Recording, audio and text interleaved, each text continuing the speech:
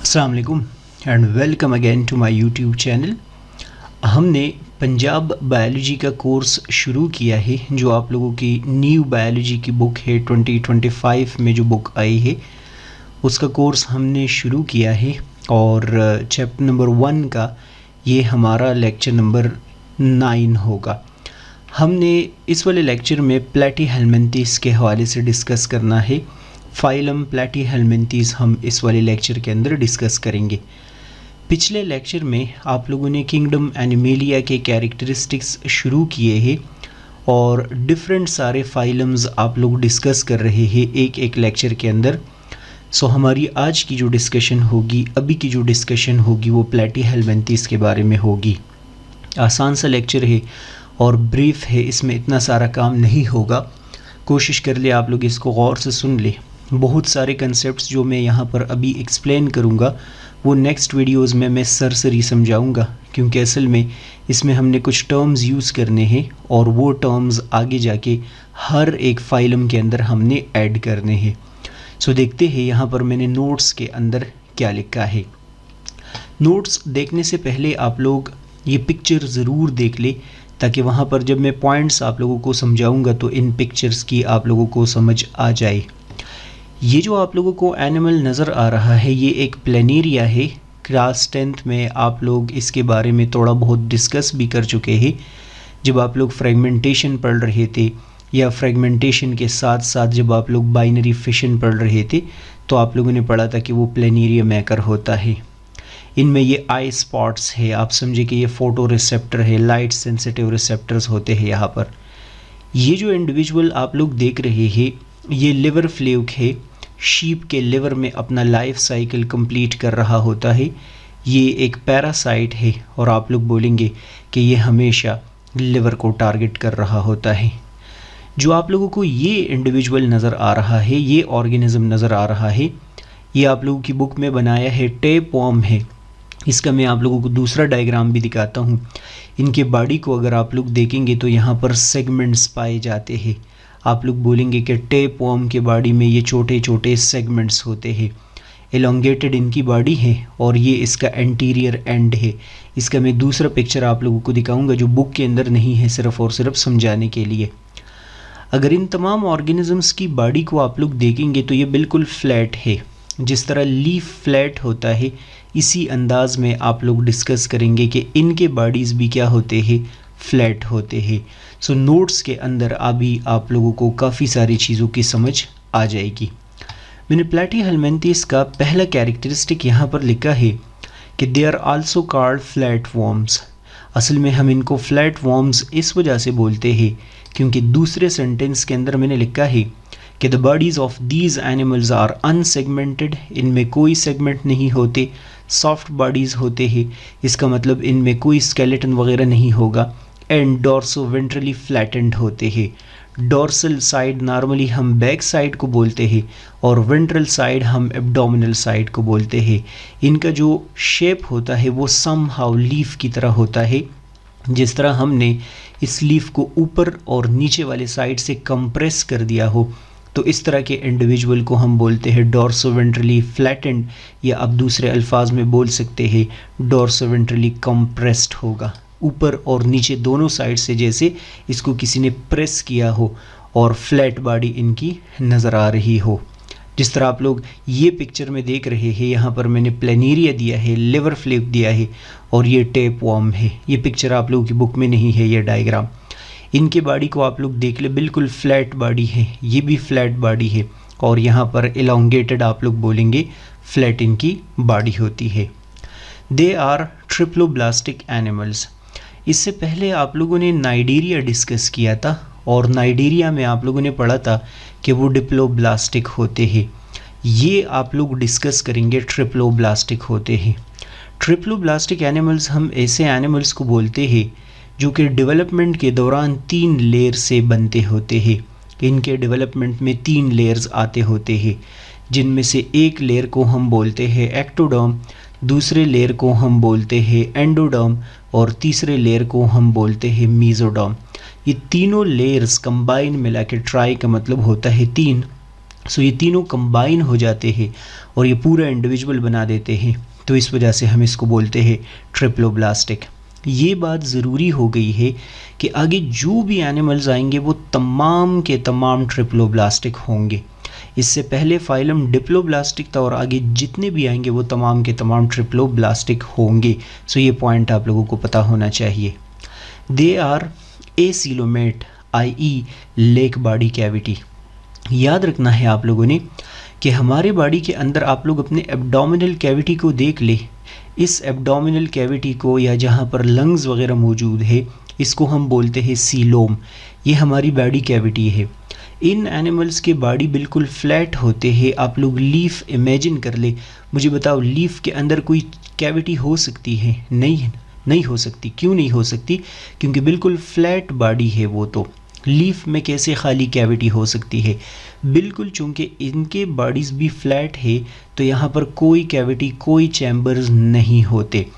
ऐसे एनिमल्स को जिनके बॉडी में कोई कैविटी या सीलोम नहीं होता उनको हम बोलते हैं एसीलोमेट। ए का मतलब होता है नॉट और सीलोम का मतलब होता है बॉडी कैविटी। तो इनमें सीलोम नहीं होता, बॉडी कैविटी नहीं होती। इसके ऊपर स्टार लगा ले। ये पॉइंट सिर्फ और सिर्फ चूँकि यहाँ अप्लाई हो रहा है तो ये पेपर में आएगा, ये बहुत ज़्यादा आप लोगों के लिए ज़रूरी है। दे शो बायलैटरल सिमेट्री। इससे पहले जो ग्रुप आप लोगों ने डिस्कस किया था उनमें रेडियल सिमेट्री पाई जाती है। रेडियल सिमेट्री आप लोगों ने डिस्कस किया था कि उसके साथ हम डिप्लोब्लास्टिक लफ्ज़ यूज़ करते हैं। ये दोनों साथ साथ चलते हैं। इम्पॉर्टेंट पॉइंट आप लोग ये याद रखेंगे कि इनमें बायलैटरल सिमेट्री है और आगे जितने भी ग्रुप्स आएंगे उन तमाम के तमाम में बायलैटरल सिमेट्री होगी। सब के सब में आप लोग बोलेंगे बायलैटरल सिमेट्री होगी, चेंज नहीं होगी। अब बायलैटरल सिमेट्री क्या होती है? तो मैंने आप लोगों को पिछले लेक्चर में भी थोड़ा सा आइडिया दिया था कि एक ऐसी सिमेट्री जिसमें एक ऑर्गेनिज्म को मैं मिरर इमेजेस में डिवाइड करना चाहूँ, इक्वल हाफ में डिवाइड करना चाहूँ, तो मुझे सिर्फ और सिर्फ वन प्लेन पे कट लगाना पड़ेगा। फॉर एग्ज़ाम्पल इस एनिमल को मैं दो मिरर इमेजेस में डिवाइड करना चाहता हूँ। सो ये एक साइड ये बनेगा, ये एक साइड ये बनेगा, तो इसके लिए मुझे यहाँ पर ये लाइन पे कट लगाना पड़ेगा। इसके अलावा अगर मैं इसको ऐसे कट कर दूँ तो मिरर इमेजेस नहीं बनेंगे, ऐसे कट कर दूँ तो नहीं बनेंगे। सो आप लोग बोलेंगे कि बायलैटरल सिमेट्री इसी सिमेट्री को हम बोलते हैं जिसमें जब हम किसी एनिमल को इक्वल हाफ में डिवाइड करते हैं तो सिर्फ और सिर्फ वन प्लेन ऑफ डिवीजन से ही हो सकता है। इसके अलावा वन प्लेन के अलावा हम इसको मज़ीद इक्वल हाफ में डिवाइड नहीं कर सकते। Most member of this group are free living. For example planaria. Planaria को अगर आप लोग देखेंगे तो ये एक्वाटिक एनवायरनमेंट में पाया जाता है और आप लोग बोलेंगे कि ये कोई पैरासाइट नहीं है बल्कि ये फ्री लाइफ गुजार रहा होता है। वहाँ पर वाटर में फूड वगैरह पे फीड कर रहा होता है, कहीं इधर उधर किसी एनिमल पे अटैक नहीं करता। ये फ्री लिविंग मेंबर होता है। Some members of this group are endoparasites. Endoparasites का मतलब होता है कि बॉडी के अंदर पाए जाते हैं, या तो ह्यूमन के बॉडी में पाए जाते हैं और आप लोग बोले या एनिमल्स के बॉडी में पाए जाते हैं। फॉर एग्ज़ाम्पल सबसे जो फेमस एग्ज़ाम्पल है, इसके ऊपर आप लोग स्टार लगाएंगे, लिवर फ्लूक है। ये इंडिविजुअल जो आप लोग देख रहे हैं, मैंने अभी आप लोगों को बताया है कि ये शीप के लिवर में अपना लाइफ साइकिल कंप्लीट करता है। इनके लाइफ साइकिल में स्नेल भी आता है अपने लाइफ साइकिल को कंप्लीट करने के लिए। इसका साइंटिफिक नेम होता है फैसियोला हेपेटिका। फैसियोला हेपेटिका आप लोग एक साइड पे लिख ले, ये इम्पॉर्टेंट है, ये पेपर में आ सकता है। जो दूसरा इसका मेंबर है पैरासाइट, वो है टेप वॉर्म। एग्जामिनर अगर इन केस आपसे पूछता है कि टेप वॉर्म कहाँ पाया जाता है, तो आपने बोलना है कि ये एनिमल्स या ह्यूमन के इंटेस्टाइन में पाया जाता है। एनिमल या ह्यूमन के इंटेस्टाइन में होता है। और इसका एक और पैरासाइट मेंबर है जिसको हम बोलते हैं ब्लड फ्लूक। इसको हम शिस्टोसोमा बोलते हैं, लेकिन खैर ये मेरे ख्याल में नहीं आएगा। जो मेरी तरफ से बहुत ज़्यादा इम्पॉर्टेंट है वो लिवर फ्लूक है और टेप वॉर्म है। ये दोनों आप लोग हाईलाइट कर दिए, पेपर में आएंगे। They lack respiratory and circulatory system. Organ system यहाँ पर कोई अभी नहीं डेवलप हुआ। गैशियस एक्सचेंज आप लोग डिस्कस करेंगे, सिंपल डिफ्यूजन की मदद से अगर होगा और सर्कुलेटरी सिस्टम, ब्लड वगैरह इसके अंदर नहीं मौजूद होता। अभी उन चीज़ों की डेवलपमेंट यहाँ पर हुई ही नहीं है इन एनिमल्स में। The excretory structure in this group are protonephridia. ये इंतहाई इम्पॉर्टेंट पॉइंट है, इसके ऊपर आप लोग स्टार लगा ली, ये पेपर में आएगा। एक्सक्रीटरी स्ट्रक्चर अगर इनके इस पेपर में आता है कि इसमें क्या होते हैं, तो आप लोग बोलेंगे फ्लेम सेल्स होते हैं। मैं वैसे दूसरे डायग्राम में अभी आगे दिखाऊंगा, लेकिन यहाँ पर ये जो आप लोग इंतहाई ज़्यादा ब्रांचेस देख रहे हैं, मैं अगर इस वाली पिक्चर को थोड़ा सा जूम इन कर दूँ, सो ये जो जितने भी आप लोगों को हाईली ब्रांच स्ट्रक्चर्स नज़र आ रहे हैं, इन हाईली ब्रांच स्ट्रक्चर में आप लोग डिस्कस करेंगे कि यहाँ पर फ्लेम सेल्स मौजूद होते हैं और उन फ्लेम सेल्स ने वेस्ट मटेरियल जमा करने हैं और वेस्ट मटेरियल जमा करते करते यहाँ पर ट्रैवल करेंगे और ट्रैवल करते करते यहाँ पर एक पोर होता है जिसको हम बोलते हैं नेफ्रेडियोपोर। उस नेफ्रेडियोपोर की मदद से वेस्ट को रिमूव करेंगे। सो ये जो साइड्स पे ब्रांचेस नज़र आ रहे हैं, ये वेस्ट जमा करेंगे, ये फ्लेम सेल्स है और यहाँ पर एक पोर होगा, उसकी मदद से इसको एक्सक्रीट करेंगे। ये इंपॉर्टेंट पॉइंट है। Their nervous system has cerebral ganglion. Cerebral रब्स जो है ये तकरीबन हेड रीजन के लिए यूज़ होता है। तो आप लोग बोलेंगे कि इनके अंदर तो प्रॉपर कोई नर्वस सिस्टम, कोई ब्रेन वगैरह नहीं होता, लेकिन एक रिंग होता है और उस रिंग को हम बोलते हैं सेरेब्रल गैंग्लियन। यहाँ पर ये जो स्ट्रक्चर है इसको हम सेरेब्रल गैंग्लियन बोलते हैं। ठीक है, ganglion cluster of cell bodies को बोलते हैं। लॉन्गिट्यूडनल नर्व कार्ड, यहाँ पर अगर आप लोग देखेंगे तो ये वाला जो आप लोगों को फाइबर नज़र आ रहा है और ये वाला फाइबर जो आप लोगों को नज़र आ रहा है, ये लॉन्गिट्यूडनल नर्व कार्ड है, which are connected by transverse nerve cord. और आप लोग देख ले ये जो ब्रांचिंग इससे इमर्ज हो रहे हैं, आप लोग बोलेंगे कि ये क्या है, ये ट्रांसवर्स नर्व कार्ड है, जो कि पूरे बॉडी के अंदर क्या मौजूद होते हैं, डिस्ट्रीब्यूट होते हैं। ये नर्वस सिस्टम की बात चल रही है। Free living platform for example planaria contain I spot eight there anterior and. Anterior and normally हम हेड एंड को बोलते हैं और यहाँ पर छोटे छोटे फोटो रिसेप्टर्स होते हैं, लाइट के रिसेप्टर्स होते हैं, उनको हम आई स्पॉट बोलते हैं। ये कोई इतना इम्पॉर्टेंट पॉइंट नहीं है। Platform reproduce asexually bye binary fission. मैंने लेक्चर के स्टार्ट में आप लोगों को बताया कि प्लेनेरिया आप लोगों ने 10th क्लास में बायो की बुक में पढ़ा था और वहाँ पर आप लोगों ने डिस्कस किया था कि इसमें एक प्रोसेस होता है जिसको हम बोलते हैं फ्रेगमेंटेशन। या आप लोगों ने डिस्कस किया था कि अगर इस प्लेनेरिया की बॉडी को 2 पार्ट्स में क्या किया जाता है, डिवाइड किया जाता है, तो ये वाला पार्ट और ये वाला पार्ट अलग अलग क्या होगा, प्लेनेरिया में डेवलप हो जाएगा। सो इसमें समझे कि बाइनरी फिशन अगर होता है, या दूसरे अल्फाज में आप लोग बोलेंगे कि फ्रेगमेंटेशन या रीजनरेशन अगर हो रहा होता है। Some members can also reproduce via sexually production. आप लोग बोलेंगे कि सेक्सुअली प्रोडक्शन भी इसमें हो सकता है। अगर इन केस इसमें सेक्सुअली प्रोडक्शन हो तो the sexually reproducing platforms are hermaphrodite. ये वाले पॉइंट के ऊपर आप लोग स्टार लगा ले, ये इंपॉर्टेंट है क्योंकि ये आएगा।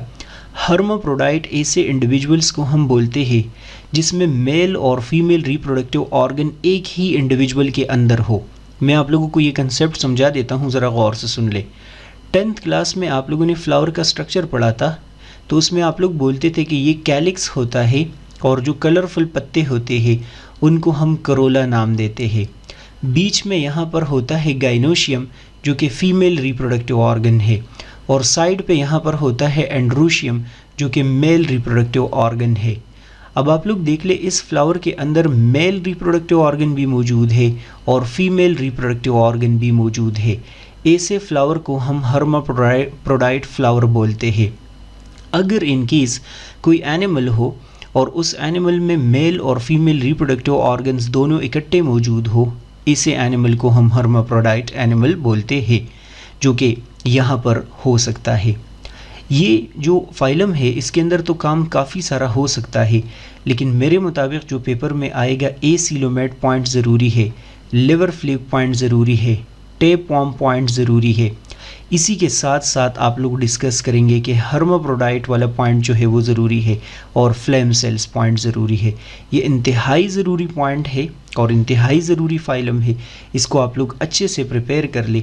इसमें कोई कन्फ्यूजन वगैरह है तो वो मेरे साथ आप लोग डिस्कस कर सकते हैं कमेंट्स में भी और ऑनलाइन क्लासेस में भी। अगर इनके डायग्राम आप लोग देखेंगे यहाँ पर, तो ये वो मैंने बताया जिस तरह सेरेब्रल गैंग्लियन है, बिल्कुल पेपर में बना सकते हैं। और ये लॉन्गिट्यूडनल नर्व कार्ड है और इससे जो ब्रांचेस निकल रहे हैं ये क्या चीज़ें हैं, ये ट्रांसवर्स नर्व कार्ड है। ये जो मैंने छोटे छोटे बहुत सारे ब्रांचेस यहाँ पर बनाए हैं ये फ्लेम सेल्स है जो कि वेस्ट को कलेक्ट करते हैं और बहुत सारे ब्रांचेस की मदद से ये वेस्ट सारे का सारा एक कॉमन ट्यूब में आता है और ये ट्यूब के अंदर आते आते यहाँ पर एक्सक्रीट हो जाएगा। इस पोर को हम बोलते हैं नेफ्रेडियोपोर। नेफ्रेडियोपोर की मदद से आप लोग बोलेंगे वेस्ट सारे का सारा क्या हो जाएगा, एक्सक्रीट हो जाएगा। मेरे ख्याल में कि इसमें कोई ज़्यादा इशू नहीं होगा। इसमें कोई कन्फ्यूजन है तो वो आप लोग डिस्कस करेंगे कमेंट्स में भी। ऑनलाइन क्लासेस में मेरे साथ डिस्कस करनी है चीज़ें, उसमें बस यही है कि आप लोग लाइव आएंगे ज़ूम ऐप पे और मैं नोट्स बनाता जाऊंगा, आप लोग भी अपने साथ नोट्स बनाते जाएंगे और बाकी डिस्कशन हमारी साथ साथ चलती रहेगी। लाइक सब्सक्राइब शेयर ज़रूर कर ले और नेक्स्ट वीडियो लेक्चर देखेंगे। गुड बाय, अल्लाह हाफिज़।